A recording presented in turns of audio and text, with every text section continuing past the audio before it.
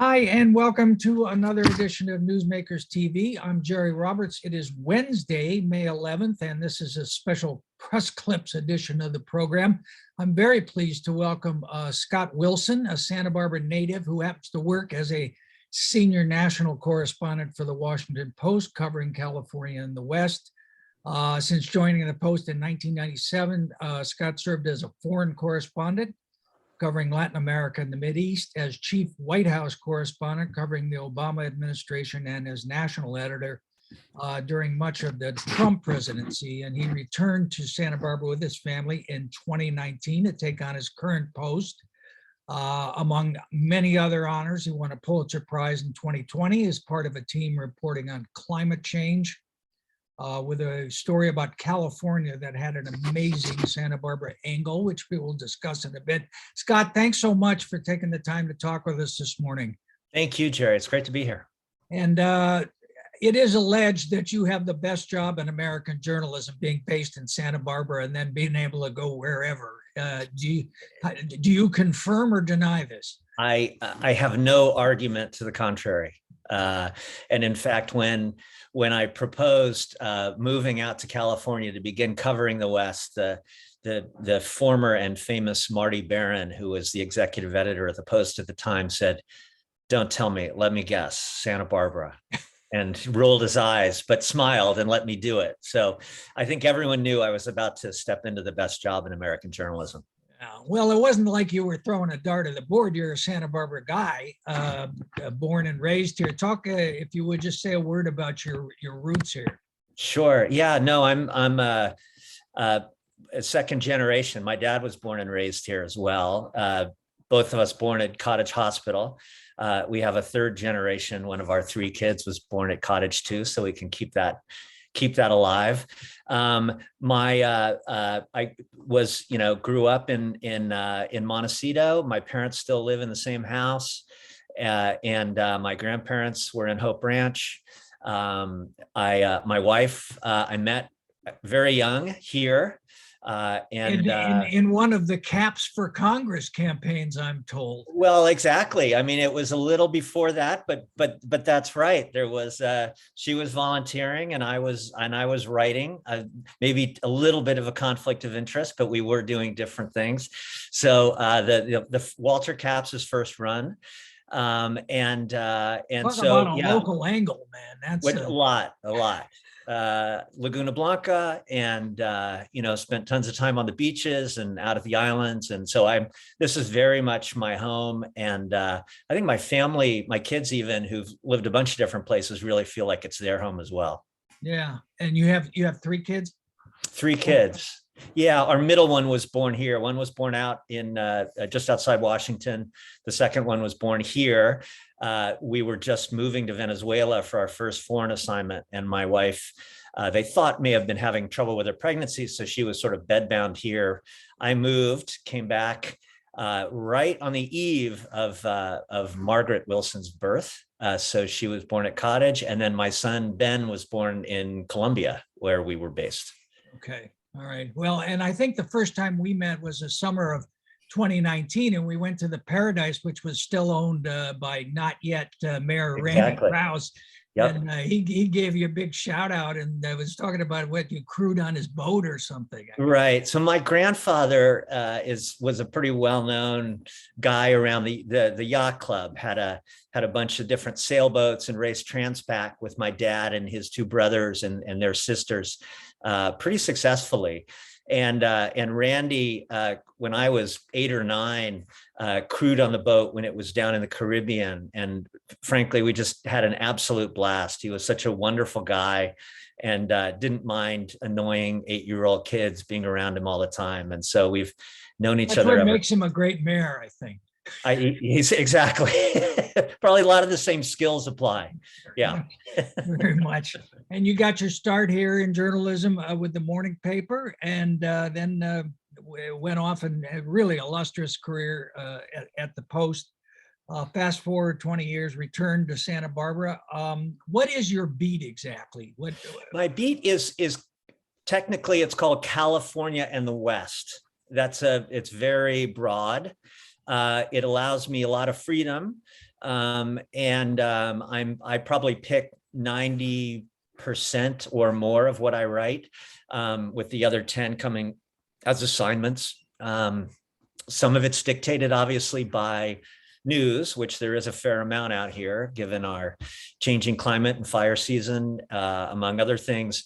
You and I were talking about literally the day I moved back, I think it was the morning after, was the Conception fire out at Santa Cruz. And so that kept me busy right away. And I thought, am I bringing my war zone disaster stuff along with me to this place I love? And in fact, even during the Thomas fire, I hadn't moved back yet, but I was kind of commuting. My parents, whose home was threatened at a time, said to me at one point, like, is this a good thing you're moving back?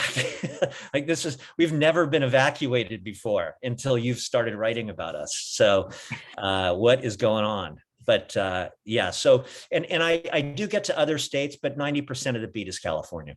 Yeah, well, there's obviously a lot, and you cover everything. I mean, you covered COVID stuff, race stuff in the wake of George Floyd, and politics, homelessness, natural disasters, everything. But I want to talk about this climate change series that the Post did, that won the Pulitzer, and your piece of it was writing about California. And up top, you said, life in Southern California, once as mild and predictable as the weather, is being transformed as the climate grows hotter, drier, and in some regions windier, fueling more intense wildfires, deadly mudslides, and prolonged extreme drought. And then you say the cradle of the Earth Day movement is confronting the consequences of a warming Earth. And I was just blown away at the time. I remember reading it by the data that, I mean, we live in the fastest heating up place on Earth.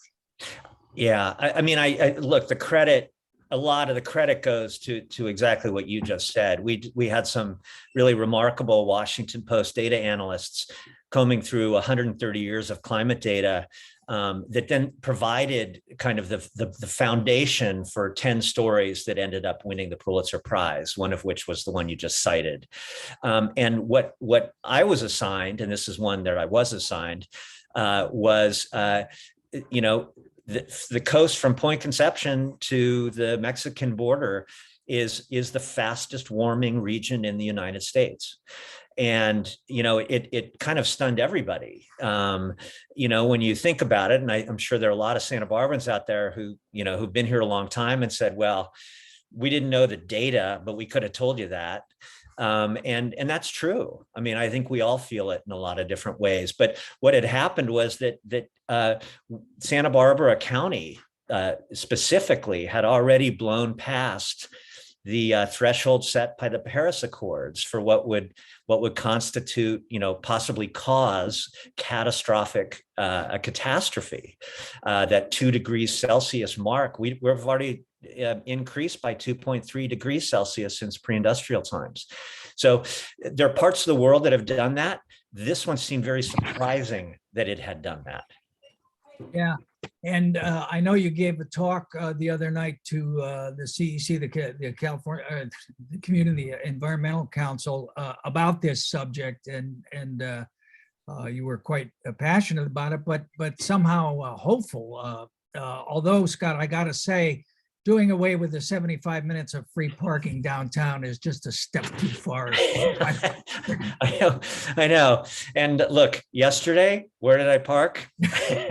So yeah, I mean, I did have to, in those remarks, I did have to make a couple of caveats that as I was finger wagging, I was also guilty as charged in many cases. But the larger point just being that, really tailpipe emissions are what are causing the warming in this region, a region that obviously is influenced by global forces as well. So, a lot of people can throw up their arms and say, well, what does it matter what I do when China doesn't care? Well, good point. But the point is also you can care. And there's a lot you can do. And so, yeah, those are big sacrifices. That was, when environmentalists begin talking about how to get people out of cars, it's an incentive. The parking is great. I've lived in Washington and Bogota and Jerusalem and Baghdad, and it's hard to find parking. It's not hard here. So we're privileged by that. At the same time, yeah, I am hopeful. I mean, I do feel like this is such a caring community, and really the turnout at this event the other night, it was sort of 2 years in the making because of COVID. I gave a speech based on an article in large part that I'd written in 2019, because I was going to talk about it in 2020 and we couldn't. So, but a lot of the same tenets obviously hold. And yeah, I mean, there's a lot of hope. There's a lot of care here. Frankly, there's a lot of money here. And there are a lot of really smart, innovative people here. And as I said, this is the cradle of the Earth Day movement. I mean, the Environmental Defense Council is right here. The CEC invented curbside recycling. So, I mean, these are serious people who can take this stuff on and just make us more of a model, rather, more than anything else. We're not going to cool the earth in Santa Barbara County on our own, but we can certainly do things that make us the model we should be. Yeah, well said. The Pulitzer itself was in the category of explanatory journalism, and just going through your pieces this morning, just kind of looking at the variety of things that you've done, even though there's a wide range of issues or subjects, they're all very thematic, and they seem to address kind of the how and why questions of journalism. Can you say a word about how you approach that and kind of what you're aiming for when you go out to look at something? Yeah. You know, it's changed over the, from assignment to assignment, frankly. I'm much more, my mind right now is much more where it was when I was overseas for about 10 years. And so I'm in terms of the way I look for stories and the way I frame stories. When I was covering the Obama White House, that's a much more traditional kind of news, look for scoops, write analysis, cover speeches, work your sources and do that. But when I'm sorry, Jerry. Just Miss Decker. No, it's not. But I want to get you back, and now I don't know how to. No, okay. Oh, here you are. Here you are. Yep. Okay, hold on. But now I'm back to sort of looking at, as you said, more thematic pieces, and explanatory journalism. I don't know. I think in times gets a bad name. Sort of what we're up to is, at least what I'm up to. I'm looking to be close to the news. I'm not looking to write something. I ask myself frequently, could I have written this story 6 months ago in the same way I'm writing it right now? If the answer is yes, I really should be thinking about not necessarily a different story, but a different way into that story to make it pertinent to the moment. California, we, like most places, struggle with a lot of the same problems year after year after year. How do you write about homelessness? How do you write about fire? How do you write about the changing environment in ways that you couldn't have done a year ago? Some of that is using, and the Post is, in favor of this. Some of that is using government and accountability, as a backdrop to better explain how life is lived where you are. So I'm looking for sort of, in the jargon, as you well know, it's sort of, I'm looking for a certain altitude on stories. I don't want to get way down in the weeds on one particular issue that is not going to be of particular interest to someone reading the paper in Miami. But I am interested in stories about how Californians in particular lead their lives, how a state run entirely by Democrats is trying to take on the biggest problems it faces, and yet remain true to sort of the ethics they also spell out. I'm looking for kind of stories that fit into those categories, and that resonate, and that may just grab someone who is, who's living in Illinois. California is easy to write a lot of cliche about as well. And so there's a lot of folkloric, correspondence out there on, there they go again, wacky California. So I try my best to stay away from that. And one, because I am a wacky Californian, and two, because I don't think they say much about the place. But I'm trying to find a place that it can only be written about California, and yet it has some universal truths in it that can apply and even be useful to other parts of the country. Yeah. And from a journalism perspective, that's so much different than what newspapers did when you and I got into the business, which was, what happened yesterday and who, what, where. And, obviously with the internet, giving us a news cycle every second, you really do need to take a step back for it to be useful. I'm curious just kind of what your take is. I know you mentioned the importance of housing in your talk the other night, and how much pollution can be traced to people having long commutes, not living where they work, and then kind of the flip side. You just did a very long, really great piece on homelessness up north, and what did you find, or what was your first impression when you got back to California, to Santa Barbara, about those two issues and how they were kind of driving the news? Yeah, I mean, it's a really good question. And California does tend now, after a couple years of living here and reporting here, their most pressing issues also all seem to interlock in a lot of ways. And housing and the environment and homelessness, and an economy that's distorted between rich and poor increasingly, all are all of a piece, right? And as you noted, so it's too expensive. I was down at Ace Hardware the other day. So they have a big sign advertising a want ad, $18 an hour, full benefits, great job. And I thought to myself, I have a 19-year-old son. That is a great job. But where do you live? Like where can you do that job and live here unless you're living with your parents, or if you're a student? Where does someone who that used to be a job for kind of work anymore in a place like Santa Barbara? I mean, take your pick, or San Francisco, or Oakland, or Sacramento, or San Diego. So they live someplace else. They have to drive in. They're paying $6 a gallon for gas. They're polluting. And then, but how do you bring them in closer? Zoning laws, we've tried a lot of that stuff. You see the state increasingly, I would say, restless about intervening in local planning decisions to increase housing. How do we get taller with public opposition likely to rise around that? That's a solution. And then there's how the environment plays in. The state and the attorney general and courts now are telling, major planned housing communities, no, you don't get to build there because of fire hazard. I did a piece up in Lake County last year where, take rightly or wrongly, a huge housing development right between Sacramento and San Francisco, commuting distance, at least increasing the housing stock, but a place that had burned, twice in the last 5 years. How do you allow housing to go there? Where do you build? So it feels like everything's tightening. This knot we're in is kind of getting tighter and tighter.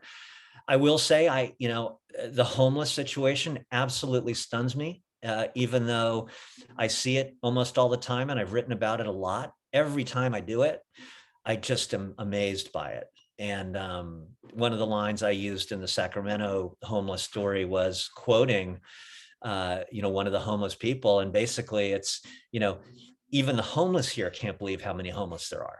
Mm-hmm. I mean, it's just it's a pandemic in itself. So that's what I really kind of came away from, is that these problems are so interrelated in ways that I'm still learning about, obviously. But the solutions are going to have to be a lot more creative, I think, than the state and local governments have come up with yet. And then, overlay all of that with our drought, which may or may not be 1,000-year drought. And of course, California's been fighting about water since the state began. One of the things when I first got to Santa Barbara 20 years ago, there was a split Santa Barbara County movement going on, county split.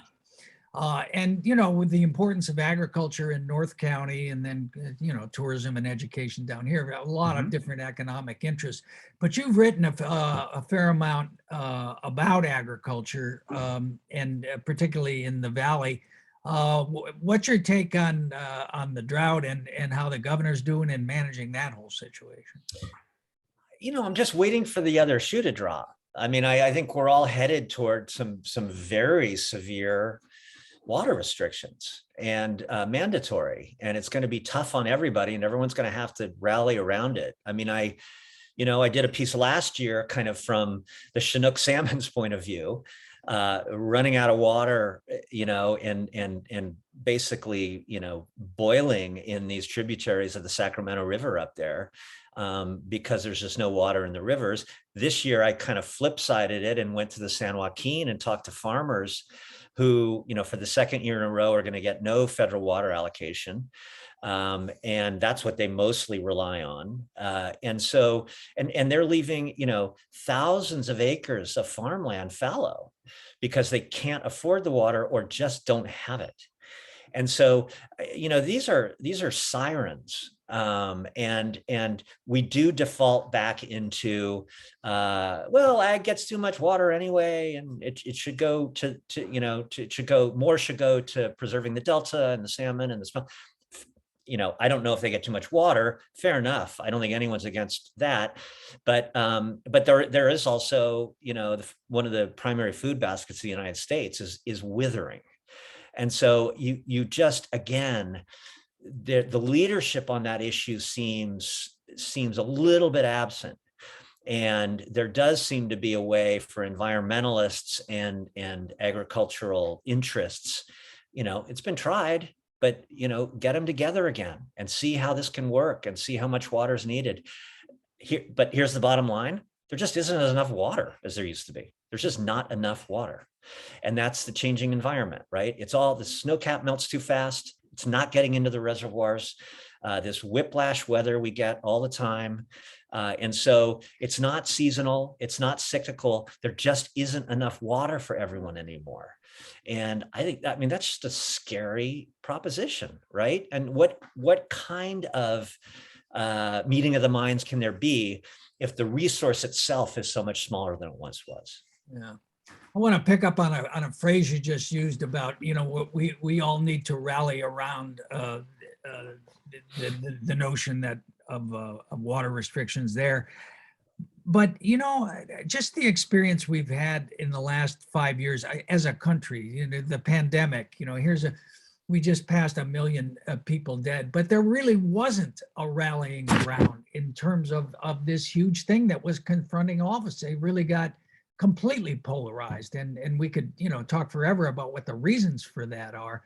But I worry, I guess, and wonder about this moment that we're in, this historic moment where there just seems such a lack of communitarian values and will. What's your take on that? Well, I wholly agree with you. And I wish I could be really hopeful about it. The post this year is really kind of committing itself to looking at this sort of fracturing of America that does seem to be intensifying every year.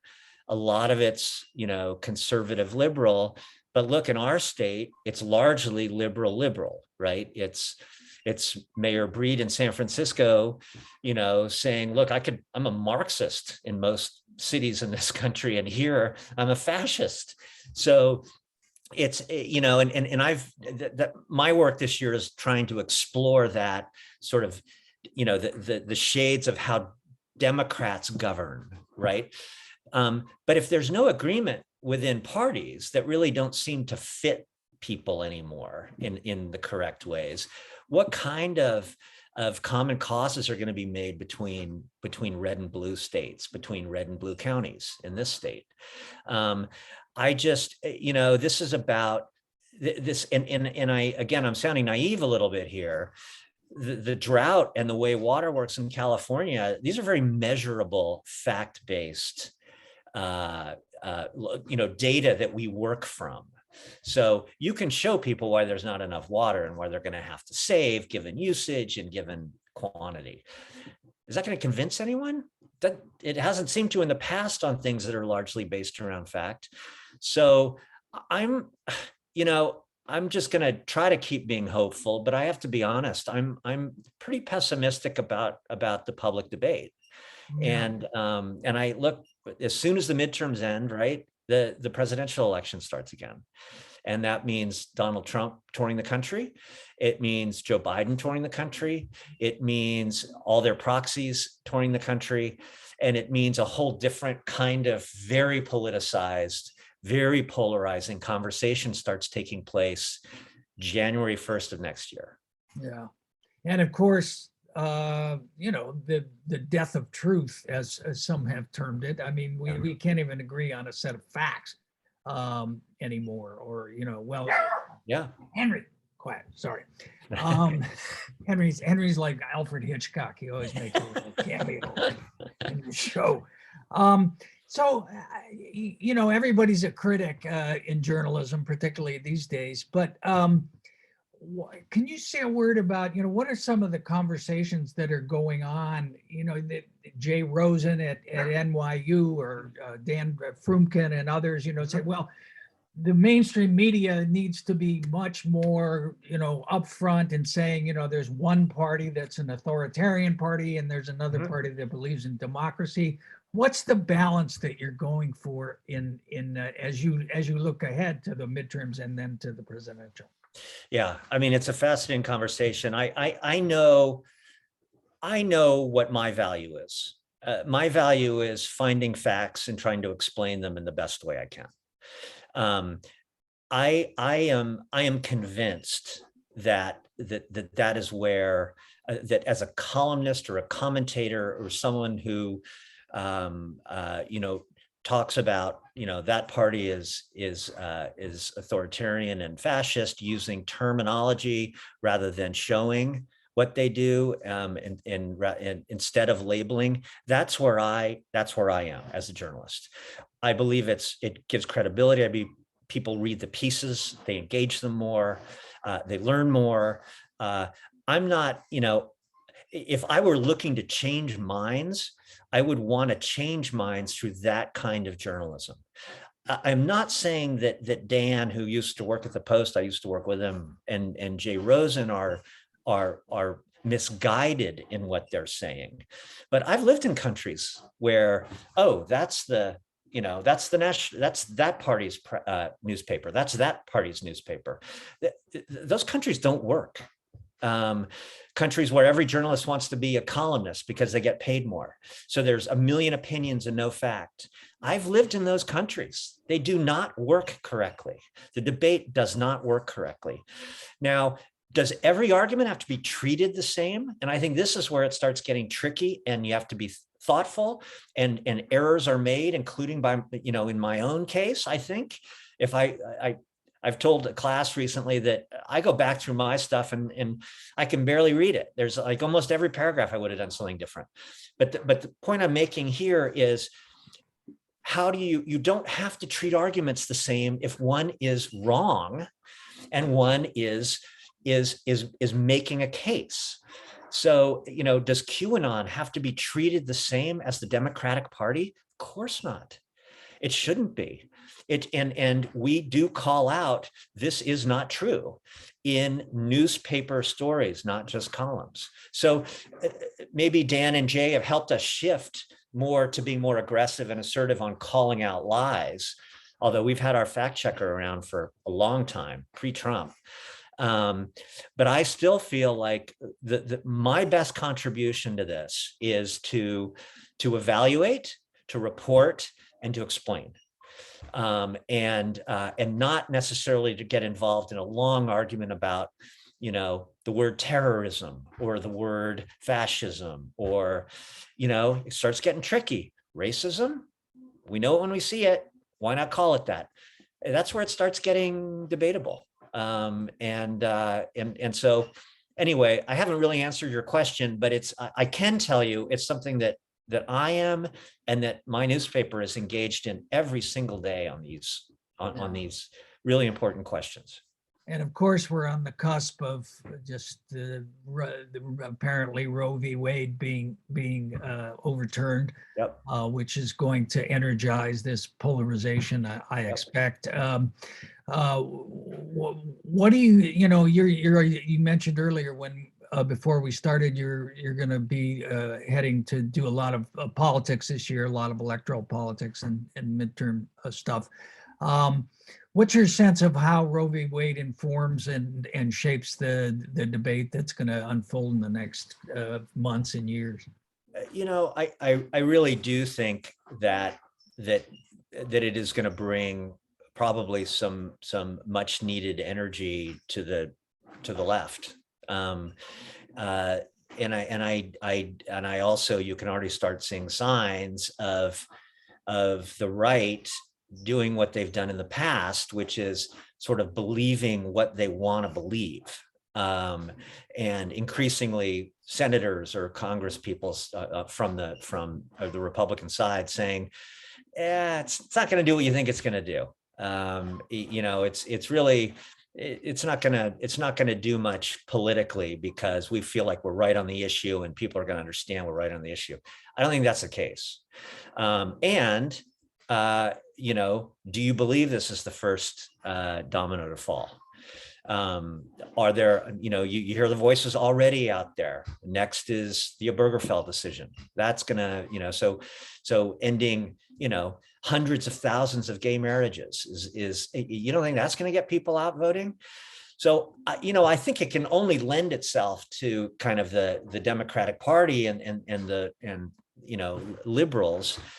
And yet, is that enough? And we're also living in a strange time, Jerry, in the sense that, Democrats run Washington and yet seem to lose every major Democrats debate. Can't do politics. Right. That's Exactly. So there's that, and there's this sense that doesn't matter who gets elected because apparently the conservative movement seems to be winning. And how you stop that or how you, and I'm not advocating that. I'm just saying that's factually what it strikes me as. And so I have to look, I think that this is, maybe it's this bubble out here that we live in that's more blue than red by a lot. But I think the energy level is kind of, taken a quantum leap since the leak of the opinion. all right. All right, Scott, thank you so much for taking the time to speak with us. You've been very generous. And Henry, where are you going next? I'm going to Los Angeles next week to write about that very interesting mayor's race, which won't be decided in June, but kind of gives us a sense of where that city might be headed. All right, very good. Scott Wilson of the Washington Post. Check his stuff out. It's really first rate, and the Santa Barbara guy. Local Absolutely. guy makes good. Thanks so much, Scott. Thank you, Jerry. Take care.